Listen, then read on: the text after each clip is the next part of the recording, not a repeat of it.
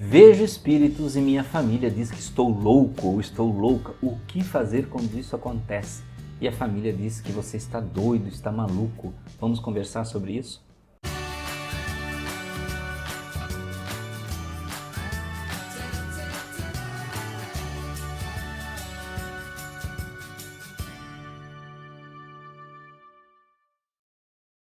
Olá amigos do canal Aprendendo sobre Mediunidade, sejam bem-vindos. Vamos conversar sobre esse assunto muito sério, quando existe essa diferença de entendimento sobre espiritualidade nas famílias e existe alguma pessoa que com ela acontecem eventos psíquicos, né, como os da mediunidade, né, elas têm uma visão de espíritos ou se comunicam, conversam com espíritos, e existe uma incompreensão.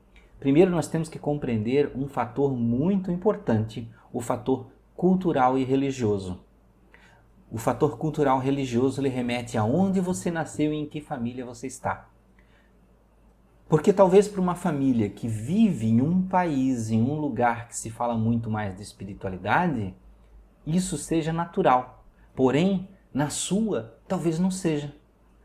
Então vejam que existe uma diferença simplesmente cultural. Né? Falando de uma forma bem simples, tá?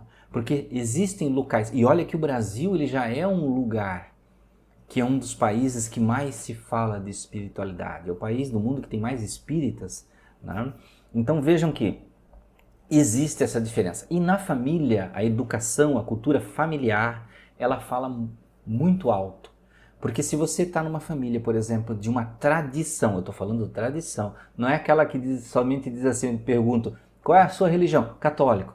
Por quê? Porque a sua avó era católica, mas você nunca vai numa missa, nunca vai numa igreja, então você não é católico. Né? Você diz que é, mas você não exerce. Ou você, digamos assim, puxa na tua crença lá aqueles parâmetros básicos do catolicismo, mas você não está lá exatamente praticando. E aí aquela família que foi desenvolvida, ela foi criada, ela vem desde avós, né? Naquela cultura, ela não consegue enxergar outra coisa. Para ela não existe outra realidade. Porém, ela vive em uma das milhares de crenças religiosas que existem no mundo. Ou seja, a dela não é a verdadeira. É uma das crenças. Ela não é a única, a verdade, o caminho, a vida. Porque crença adora usar esses termos, né? A verdade, o caminho, a vida, se não for por aqui, porque eles não estão dizendo, né? Na verdade, quando eles falam essas coisas, não dizem que o caminho é Jesus, eles estão dizendo, não, o caminho é aqui, na minha religião, que é um jeito de trazer o adepto para dentro da religião. Então vejam que uma das coisas que vai fazer negar qualquer evento mediúnico que você tenha na sua vida é a crença, e crença não é necessariamente verdadeira. Crença não é necessariamente regra de vida. Tá? Então veja que é um meio que você está que não acredita. Você sai daquele meio e vai para outro meio, que você vai descobrir que um monte de gente acredita nisso e não acredita só, sabe da existência desses fatores da mediunidade. Né? Então vejam que para uma pessoa que nasce dentro de uma família evangélica, lá dentro vai ser o inferno, que ela tem a manifestação do demônio. Mas se essa pessoa nascesse dentro de uma família espírita, seria adorada, amada, porque mais um médium no mundo com capacidade de auxiliar. Só troquei você de casa, só troquei você de bairro, tirei de um grupo familiar e botei você em outro. E tudo tornou-se natural. Então, às vezes, quando a família vem e fala para você, isso que você tem não existe, lá dentro você se ofende. Mas será que não é você que está duvidando de si mesmo?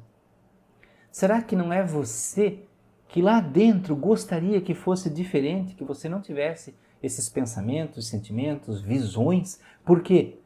Porque lá dentro você gostaria de estar adaptado à família que você está, de você ser benquisto pelo que você é, tendo a mesma crença que todos. Então meio que parece que você se sente a ovelha negra da família, né? Mas vejam que, não vamos dizer aquele termo, né? Pesquisas comprovam, né? Mas vejam que geralmente a ovelha negra da família é aquela que se destaca mais tarde. É aquela que vai além, que pensa fora da caixa, que consegue, né, driblar as dificuldades que os outros têm. Então vejam que se você tem essa capacidade, você está tendo uma grande oportunidade. Você está tendo a oportunidade de trazer para dentro da sua família algo incompreensível para eles. Uma realidade que eles dificilmente vão conseguir enxergar sozinhos. E talvez você seja a pessoa que está ali para dar algum tipo de empurrão. Mesmo que às vezes naquela incompreensão você não sabe o que fazer. Mas você está ali como um elemento que não se pode negar que existe.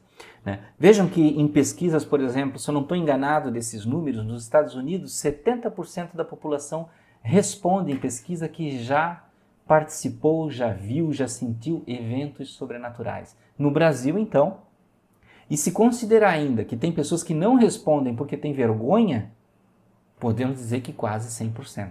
Já passaram por eventos sobrenaturais ou já sentiram coisas do tipo. Meu conselho para você que está numa família, que você não é compreendido, não fique considerando o que eles falam. Faça por você. Vá estudar, vá compreender. Não tente provar para eles. Eles não vão conseguir entender. Eles precisam que essas coisas aconteçam dentro deles, para eles compreender. E ainda assim, às vezes, a pessoa, não, isso é uma alucinação, né? Então vejam que são momentos de compreensão da vida e você está tendo esse momento e eles não. Então sinta-se feliz, né? Mas você precisa, o que você precisa é ter um impulso. Veja aqui, se você ainda tem dúvida, você está ainda naquele conflito, será que eu sou maluco? Né? Será que eu estou doido ou eu vejo mesmo espíritos? A minha dica, converse com um psicólogo, converse com um psiquiatra. Talvez você pense assim, Anderson, mas se eu for no psiquiatra, ele vai dizer, aí sim, você está maluco. Né? Você tem esquizofrenia, você tem outras, né, psicopatologias aí que você vai precisar tomar remédio. Não funciona bem assim. Isso depende muito do profissional que você vai. Tá? Eu posso até mostrar para você aqui, ó, por exemplo, você sabia que no Código Internacional das Doenças, já falei isso em inúmeros vídeos aqui, né, em lives, diz lá, aquele Código Internacional de Doenças, o CID, que quando você pega um atestado no médico, às vezes ele coloca o CID ali. Diz lá no CID 10, no item F, 43, o seguinte, define estado de transe e possessão, olha a palavra forte, né, possessão, como a perda transitória da identidade, com a manutenção de consciência do meio ambiente, fazendo distinção entre os normais, ou seja, ele está dizendo que existem transes e possessões normais, ou seja, os que acontecem por incorporação ou atuação dos espíritos, dos que são patológicos provocados por doença. Ele está diferenciando transes e possessões, incorporações de espíritos no ambiente, na crença religiosa, quando você tem esse controle, né, daqueles que são patológicos. Então, ele está considerando no CID, que é do Código Internacional de Doenças, usado isso na psicologia, que existem os fatores que são da sua crença, da sua religião, das suas percepções, e os que são patológicos, mas aí você precisa passar por uma análise de um profissional. Existe o DSM-5, o Manual de Diagnóstico Estatístico de Transtornos Mentais, que diz o seguinte, transtorno dissociativo, na parte de transtorno dissociativo, que é aquele quando a pessoa tem múltiplas personalidades, que se diz no popular, né? Questões diagnósticas relativas à cultura.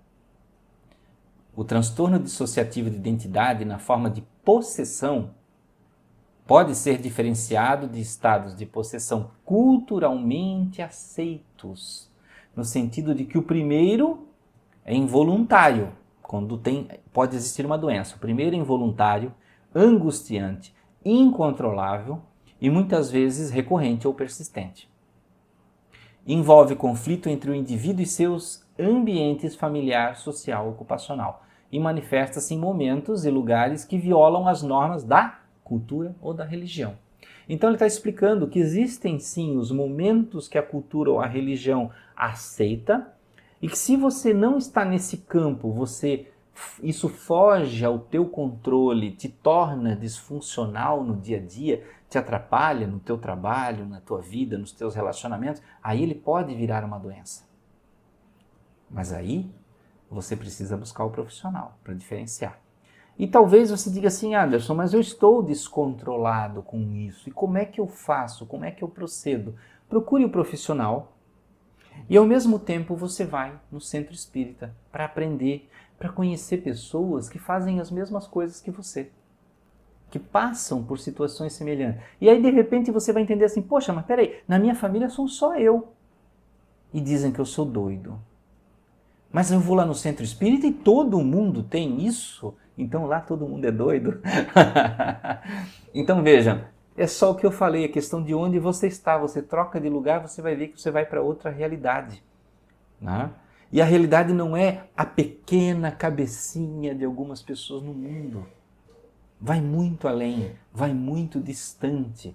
Né? Então você precisa se jogar e aprender. Então, se você quer equalizar as coisas, descobrir, vá no centro espírita, estude Espiritismo, Kardec ou outros livros relativos.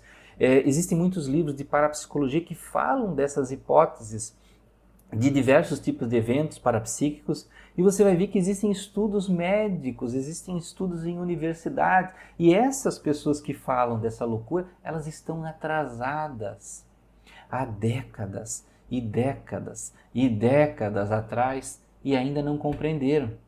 E não é você que vai explicar para elas, elas precisam passar por um despertar, porque o cético, quando ele é o cético por ignorância, né? Ele simplesmente não sabe e não quer saber, você pode aparecer com a melhor prova do mundo na frente dele, ele simplesmente vai dizer, isso não existe. Né? É só isso que vai ter na cabeça dele, porque é muito fácil dizer isso não existe do que pensar. Né? Então vejam que aprenda, procure o seu caminho, não fique parado esperando que a família dê a compreensão que você não vai ganhar se eles não têm. Eles não têm essa compreensão, como é que você vai querer arrancar deles? Não exija isso deles. Agora exija você se respeitar, se conhecer, acreditar em você mesmo, porque eu acredito que você que passa por esse tipo de problema, você fica muito mais triste pela não aceitação. Porque você talvez gostaria de ter o pensamento igual a eles para não ter essas sensações e estar dentro do grupo. Mas você não precisa exatamente, para estar no grupo, abandonar isso que você tem. Né? Então vejam que é uma questão de um passo a passo. Lembre-se, faça as duas coisas, centro espírita, psiquiatra, psicólogo, converse com pessoas que são médiums, troque ideias, leia muito e você vai sair disso. Porque senão você vai começar a se igualar no mesmo estado que eles, porque você vai permanecer em uma incompreensão, querendo que os outros deem para você a compreensão que é você que precisa conquistar. Então, meus amigos, espero que tenham gostado desse vídeo. Um grande abraço, muita paz, muita luz. Até a próxima.